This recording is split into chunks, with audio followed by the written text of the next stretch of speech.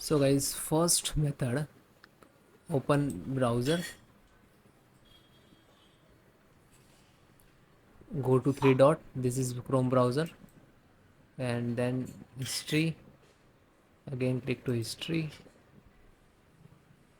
delete browsing history, then advanced, select all, this is unchecked, and this is cookies and site and browsing, just click it, clear data. Okay, if you select this one, so your save password is removed, so you have to again enter the password. Okay,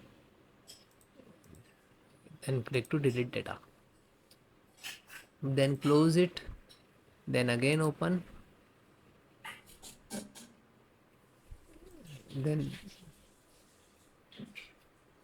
try to new indigo window, and then type.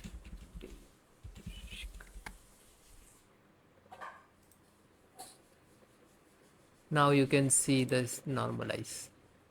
Okay, then try normal window, deep seek, then open. Now this is ready to use. Okay, thank you.